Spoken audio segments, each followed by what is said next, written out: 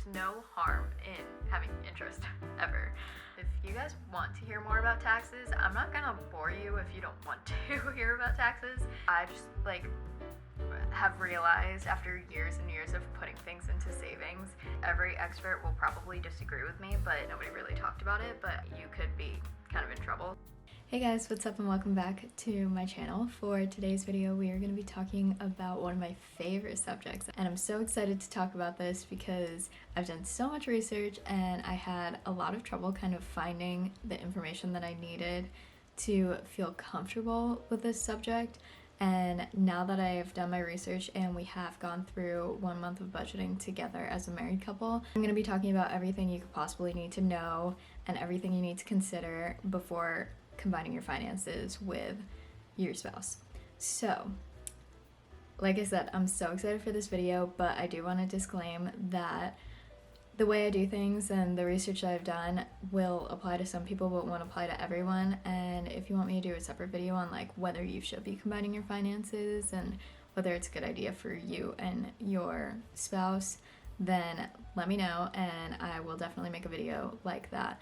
But just make sure that you're being cautious, that you're thinking this through, that you're considering everything that I talk about, and that you trust each other's spending habits, because that's really important, one, in a marriage, and two, definitely when you're combining your finances. If you don't trust each other with the way that you guys go about spending and you feel like it's just not really equal the way that you spend money, then I would consider that before you do any of the next steps. I also just want to say, in our relationship, because I have worked in banking and I know a lot about personal finances and I've done a lot of research throughout high school, college, and now my adult life, I pretty much manage our finances, and I just, talk to him about what our budget should look like and then get his final okay on everything. So I honestly really love managing our finances, and since I find it more enjoyable and I'm more skilled when it comes to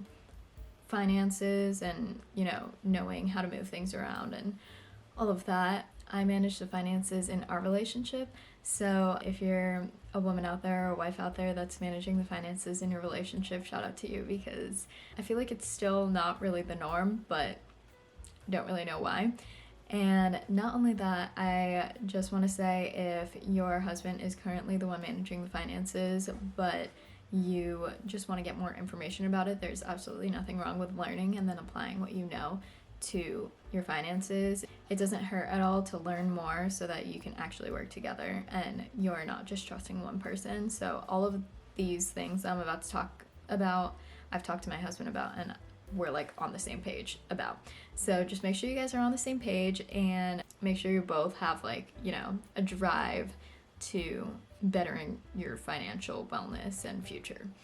So anyway, the first step to combining your finances, and I'm going to organize this in steps, but you don't actually have to do it in this order, but this is the order that I went in, and it just made the most logical sense for the two of us.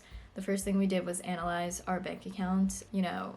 Are we both using checking accounts? Can some of our finances be set aside to a savings account? Do we both have savings accounts? And then after we look at where the money actually is, you can consider either starting a completely new bank account, which a lot of people do. They'll start a new bank account together and either keep what was in their previous accounts or transfer to the new bank account. And one of the highlights of doing this is different bank accounts have different benefits. So I didn't even realize in high school when I got my first checking account that there are some bank accounts or some checking accounts that give you interest per month, and it won't be a ton. It won't be a savings account. It won't be other things that you could make money with. Sorry, don't mind the sun. It's really sunny. But yeah, I found out that some bank accounts actually offer benefits for being part of the bank. So the first bank account that I started, it doesn't have any monthly interest, but it does come with a lot of benefits with just having an account. So I kept that account open. But there are other accounts, which is one of the ones that we primarily use, that actually does offer interest. So just by having money in that account, you get interest every month, and a few pennies doesn't hurt anyone. I mean, it doesn't do a ton, but there's no harm in having interest ever. So yeah, analyze your bank accounts and the benefits that come with your bank accounts. If there are no benefits, I would consider doing more research on that, because there are a lot of bank accounts that do have like different benefits, whether it's travel benefits or like different, they work with different companies and get you different discounts and whatever, or if they give you interest. So that's the first thing.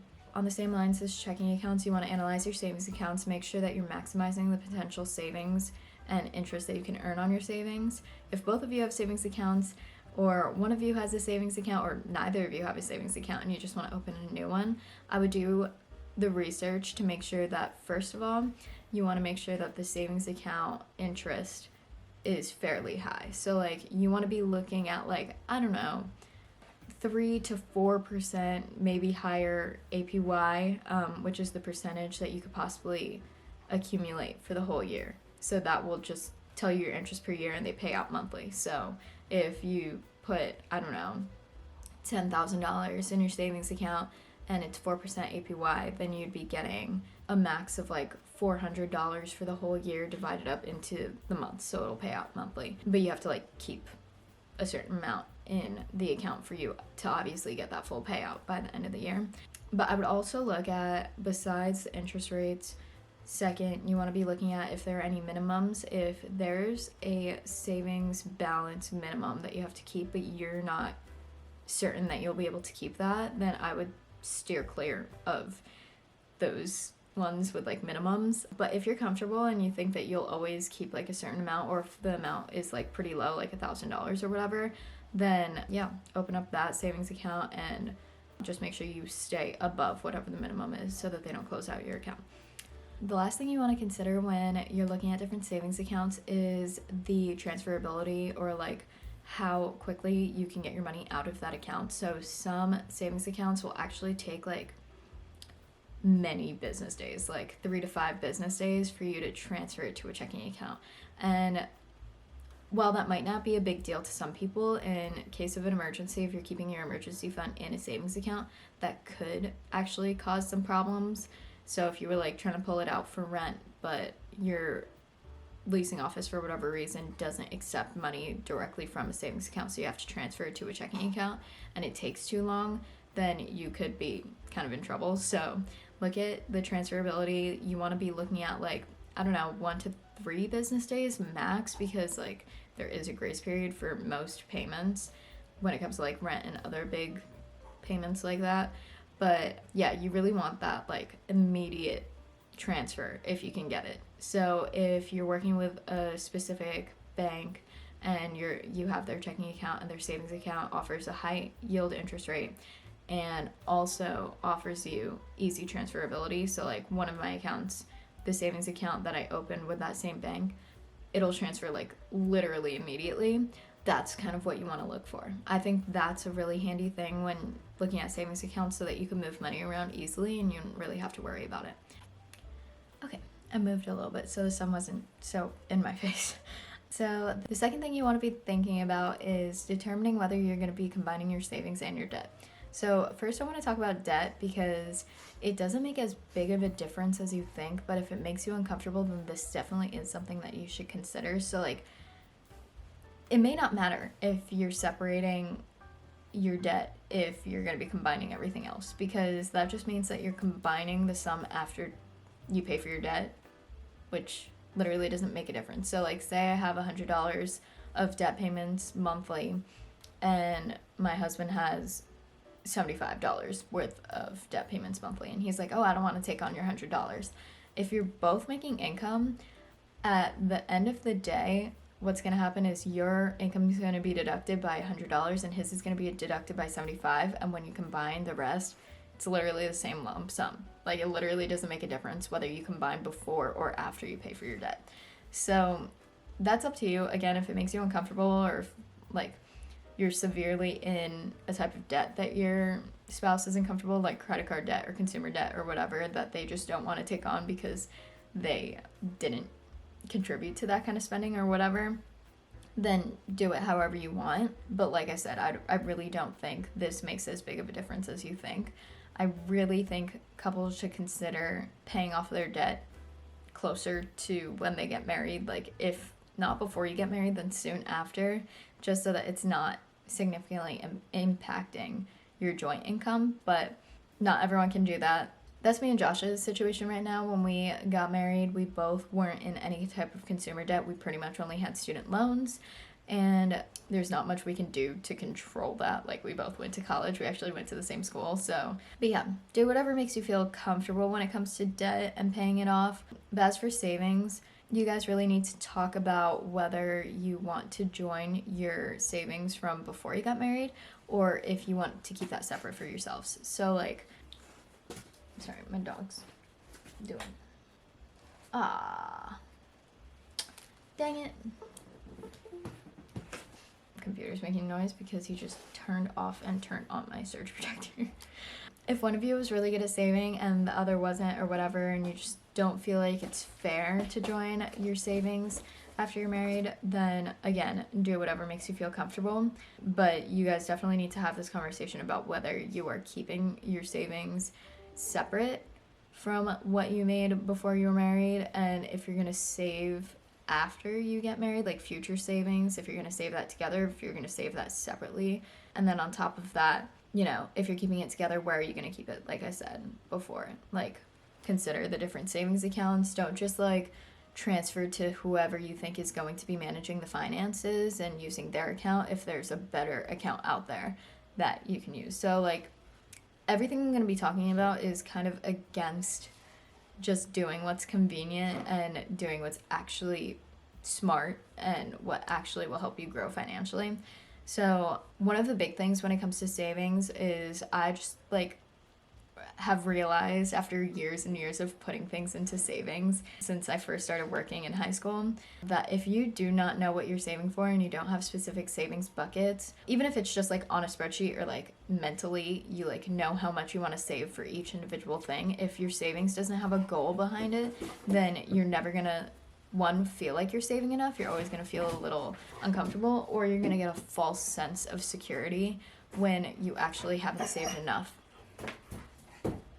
Okay, when you haven't actually saved enough for what you're going to be using it for. So if you have an emergency fund, for example, and you funded $1,000, which is usually everyone's starting point, and you want to save up to 3 to 6 months of income, right? You need to calculate out, like literally calculate out how much 3 to 6 months of spending is for you. And that doesn't include like all of your unnecessary spending or like leisurely spending, like, I don't know, your shopping budget. If you like have a clothes shopping budget or something like that, if it doesn't directly impact your well-being, such as like housing, food, utilities, technology, transportation for work, and gas. Tolkien's playing. So if it's not actually necessary, where like if you were using your savings because you either lost a job or your husband lost a job or something, and you wouldn't need to pay for it or wouldn't feel comfortable paying for it anymore, then don't include that in your calculation for what you need for your 3 to 6 months. But calculate that out individually at first, and then calculate it out together based on how much you spend together, because that number might actually look different. So this is the interesting part about combining finances. What you both spend individually may not actually equal what you will spend together. So like, for example, I used to spend X amount on groceries and he used to spend X amount on groceries, but together somehow we spend less on groceries because we eat the groceries faster, so less is going to waste. For example, like produce. When we used to buy produce together, we would buy smaller packs of things which were more expensive, but we would both buy them individually because we had our own apartments. But then now that we're combining, we could buy bigger things, and once you start buying things in bulk, it gets cheaper. So it won't always be the same when you look at it together compared to when you're looking at it separately. So I would calculate that out, your 3 to 6 months or whatever you're comfortable with when it comes to an emergency fund, and make sure that you have that allocated and that you're not using that for anything else, and then have other savings buckets for other things. So for savings, I definitely recommend, like, at least mentally or in a spreadsheet. I honestly recommend writing everything down and putting it in a spreadsheet or something similar if you can. but I recommend allocating into buckets. So like I said, put your emergency fund into a separate bucket that you're not going to touch for anything else, whether it's like your first house or a new car or whatever else you could possibly be saving for. I don't really know. But whatever it is, just have it written out what your goal is and where you're currently out, and split out those balances, like I said, either on a spreadsheet or mentally, or you could like actually open different accounts for it. As for future savings, I talked a little bit about what like you can do, whether you're going to save together or separately. And this is something that like every expert will probably disagree with me, but if you're comfortable with your current savings, like you saved a lot before the relationship and you both have fully funded whatever your emergency fund is going to be, and you've funded other categories, then feel free to save last. A lot of people tell you to save first and allocate a certain percentage, but if you're comfortable with where your savings is at, there's no reason why you need to continue putting aside a set amount for savings in the beginning of your budget. This has worked for me. Again, a lot of people disagree with me. A lot of people just think that you should pay yourself first and pay savings first, but I think paying yourself sometimes looks different from putting it into savings. And I'll explain this a little bit later and in other videos, the way that we go about our savings, but there are other ways that you can make sure that you're taken care of without literally just dumping money aimlessly into an account without any actual goal attached to it. So next I'm going to talk about sinking funds, and not a lot of people actually consider sinking funds at all when they're budgeting, which I think is a mistake. It's such a good idea, especially since there's so many unplanned expenses, and this will stop you from having unplanned expenses. It will literally make sure that as much as possibly could be planned for is planned for. An example of a sinking fund could be like car maintenance, house maintenance, tech necessities, like if you're going to need a new laptop at some point or a new phone.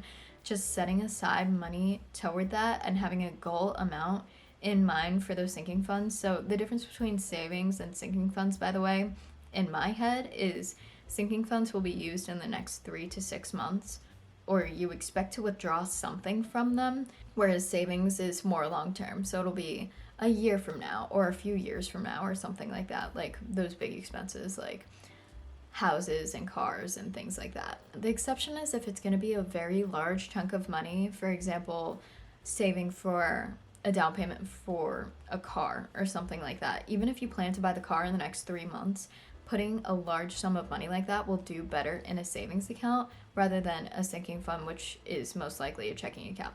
You can also have your sinking funds in a savings account if you don't plan to use them, or if you have one of those like quick transferable savings accounts like I talked about earlier, then you could also gain interest on your sinking funds, again, if it's a large sum of money.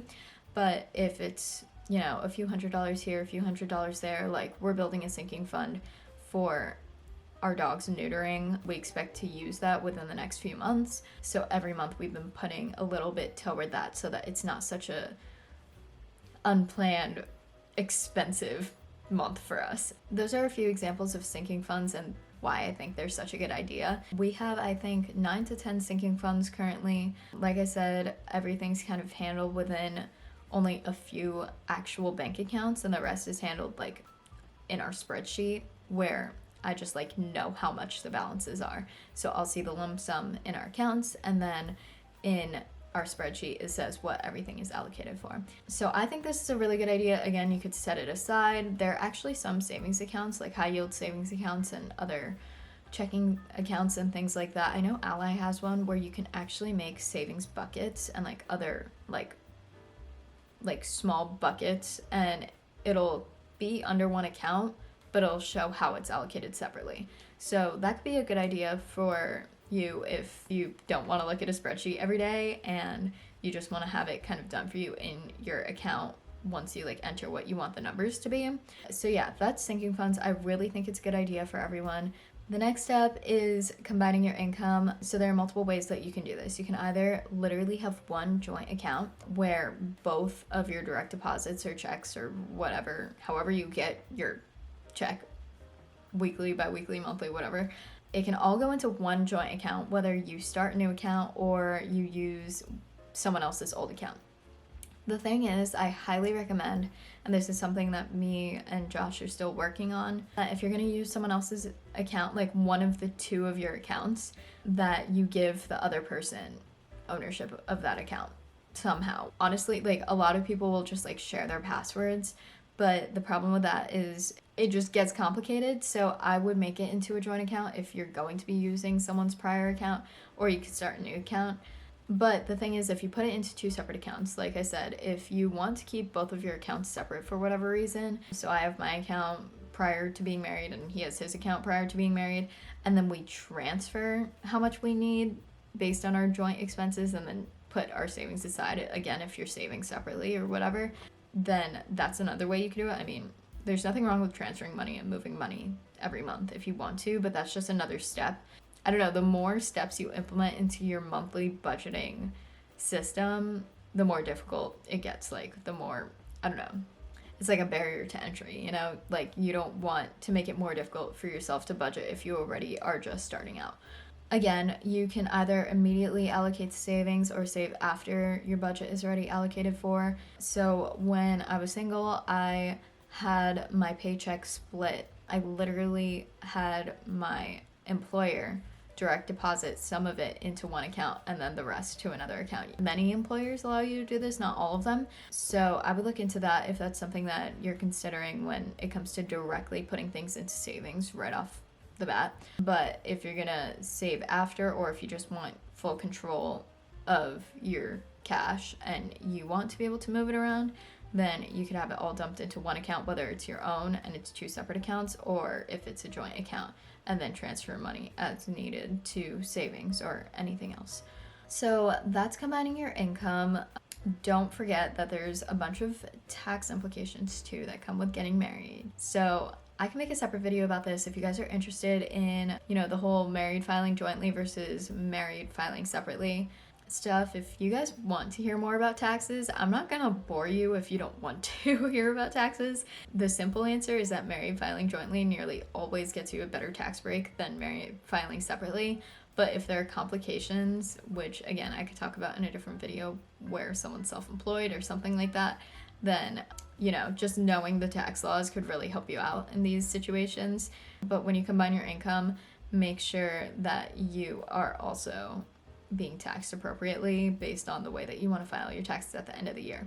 So the next step, and kind of the big one that everyone talks about, is budgeting together. So the way I recommend doing this, and this is pretty much like what everyone recommends, is review your past few months worth of expenses together. Like, review it together, but review them separately, if that makes sense. Like, you're going to be reviewing your own expenses and the ways that you could have done better, and your spouse is going to be reviewing their own expenses and the ways that they could do better. And then you're going to come together and review it together, the ways that you can both either decrease your spending or the ways that you will need to increase spending in certain areas. For example, if you're going to be spending more on groceries or more on eating out because you favor going on dates at restaurants and things like that. Certain things are just going to change. Your energy bill might change, for example. Car payments and things like that may change. Car insurance may most likely change. Just review the previous few months. I did 2 months worth of expenses. I wish I did more and reviewed more before coming up with our first budget, which I will talk about in another video where I'm going to be reviewing our first monthly combined budget together and how we did, which is super interesting, and I hope you guys check that one out because yeah, I just really wish I reviewed more about our habits and like actually analyze the way that we tend to spend a little bit better. Just have this conversation, you know, the ways that you can both do better individually and the ways that you can do better together, and review the final budget together. No matter who makes it, no matter who's in charge of actually budgeting and managing the finances, or if you both do it together, make sure that you both review the final budget and agree on it. So there's a difference between being uncomfortable and slightly out of your comfort zone and being unsatisfied. So you don't want to feel like something is being taken away from you. If you have to make some sacrifices in your budget, you want to make sure that your budget actually shows and cares for the things that you value in your life. So for my ladies out there and for guys, self-care, that is potentially part of your budget. If like one of you likes to get your nails done and the other person really couldn't care less about anything beauty and health wise when it comes to things like that, then find a way to implement it into your budget where it doesn't make the other person uncomfortable and you feel like that need is being met. So make sure your needs, value-wise, and the things that you care about, whether it's self-care or your actual like life essentials, are taken care of. But also stretch yourself out of your comfort zone a little bit and see how much you can decrease your spending and, you know, pay it forward to your future self without sacrificing the things that you love in life that make you happy. So review this together and make sure that like you both agree at the end of the day. And this could be a long conversation. Like it probably will be. The first time me and Josh talked about finances, there were some things that he spent on that I just like truly did not understand, but that's like part of being married and like not just combining your finances, but combining your lives. Like if it makes him happy and he really cares about something, then we got to make room in our budget for it with some sacrifice for how much we can spend on that. Like we obviously can't just spend an indefinite amount of money on the things that we love, but we want to make room to feel like the work that we're doing on the daily, we're actually being paid for and we're not just like living to meet our needs. So yeah, just make sure that you're both comfortable but uncomfortable, you know, satisfied but, you know, pushing yourselves to continue to grow financially and to prioritize your financial health and future and financial freedom for the two of you. So yeah, just make sure you're talking about everything together, you know, how much you'll need for each thing. If one person disagrees, always budget for the higher number unless it's impossible. Like groceries, for example, he was like, I think we need more in groceries. I was like, no, I disagree, and we bumped down the number, and then we ended up going over anyway. So just trust each other's judgment when it comes to the things that they truly need and the way that they've lived before. I just think budgeting together is really important, and like actually talking about each category and the ways that you're going to make it work. Managing your budget is the next thing. So you don't want to just like make the budget in the beginning of the month and then hope you stick with it by the end of the month. You want to make sure that you're managing this. So I would recommend that you review this at least bi-weekly, if not weekly, and you just look at how much you've spent already and how much you have left, because this might be a moment to course correct if you're like overspending in one area, and it could also be a moment where you need to adjust and you realize, oh, okay, we have like a social activities, like hanging out with friends, part of our budget, but we haven't really seen friends lately. We expect to spend this much. We can allocate more of that towards something that we're like kind of getting close to the max of our budget for. It's also important to give each other grace and give yourselves grace during the first few months. So what me and Josh did was we actually allocated some of our savings for our adjustment period. We knew that it would take like probably around 3 months, maybe a little bit more, to actually start sticking with the budget that we implement. So we have some of our savings allocated to overspending in different categories. So far we haven't really needed to touch it, which is really good, but just having that buffer and knowing that it's there so that we can give each other grace, and so in the moments when we do need something and it wasn't budgeted for, we can just say, okay, well, it's fine if that's what you need, like go and do your thing, you know. For example, Josh needed new shoes for work, and that wasn't something we necessarily allocated for. And in fact, the past few months I've been trying to decrease like recreational spending and like, you know, shopping and things like that, but like he needed new shoes and that wasn't necessarily part of the budget, but we had a buffer, so we were able to use that. Hopefully by the end of the month we were able to save in another category enough where we don't actually need to use our savings for it, but these are like some of the ways that you could just kind of move it around. Like if we saw we weren't eating out as much, then we can allocate that toward like his shoes and things. You don't need to be this tight with your budget. We're very tight with our budget because we're trying to make sure that at least in the beginning of our marriage we're like really set on following this, so that we don't get in the habit of like, oh, it's okay, we could just go over budget. Like I don't want to give myself allowances to a point where I get used to red numbers. that's how we're managing our budget. I'm actually going to be making a video, because it's the middle of the month now, of what I'm looking at mid-month and how I'm reallocating our finances if we need to, and the ways that we might have already gone over budget and how we need to course correct our budget differently next month. That's pretty much all of the information that I have for you guys in this video. If you have any questions, please leave them in the comments so that I know to address them in either a future video, or I could just answer your comment if it's easier to write out. But I appreciate you guys checking out this video, and I hope you guys have a good budgeting experience together and enjoy combining your finances, because this is a really exciting time. And if, wow, the lighting just changed. And if you guys recently got married, congratulations. I know how exciting this little chapter can be, because I literally just got married, but it is so exciting to be able to be going through all of these things together instead of just maintaining your life separately. It makes kind of the more mundane things a lot more exciting. So yeah, happy budgeting, and let me know if you guys have any questions. Stay tuned for future videos. I'll have a lot more finance videos coming up in the future, and don't forget to subscribe to my channel if you guys want to see more from me and don't want to miss out on any of my future finance content. And once again, I appreciate you guys for checking out my channel and for checking out this video. I'll see you next time. Bye.